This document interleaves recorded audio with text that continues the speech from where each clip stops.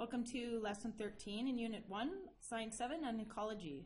Today's lesson we're going to talk about working to preserve, conserve, and restore ecosystems. So preserving, conserving, and restoring ecosystems are three completely different things, and some of them can be a little bit confusing to remember, so it's important to understand what all three are and what they actually mean. So something that takes place in all three of the areas, preserving, conserving, and restoring, is something called stewardship.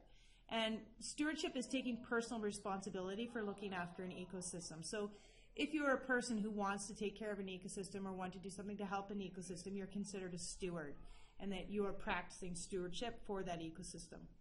And the three ways to practice stewardship are those three ways that we're going to learn about in this section: preserving, conserving, and restoring. And through these projects, humans can have a positive impact on ecosystems, where mostly our impacts on ecosystems can be quite negative. So the first one is preserving ecosystems.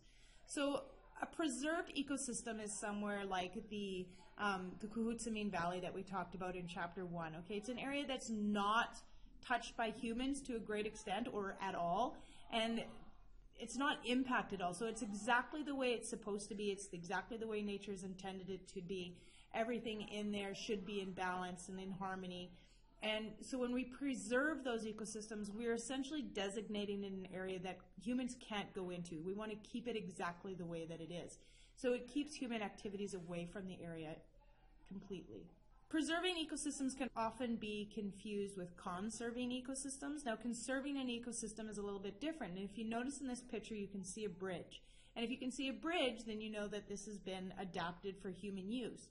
So when we're conserving an ecosystem, essentially what you're doing is you're taking an ecosystem that's already been impacted in some way by humans and making wise use of that area. So you're doing things that safeguard it and keep things in balance and keep it for use in a wise area. So all of our provincial parks, all of our national parks are all considered conservation areas because they're done so that the humans can continue to use those areas, but they're making wise use of it and doing things in a sustainable and careful way. The third one is restoring an ecosystem. Now, restoring an ecosystem is exactly what it sounds like. You're taking an ecosystem that has been damaged considerably by human impacts and you try to restore it back to its natural state. So taking out invasive species and planting natural species in, replanting trees, cleaning out streams and rivers to get pollution and stuff out of there. So cleaning up essentially the damage that we've caused and trying to make it better.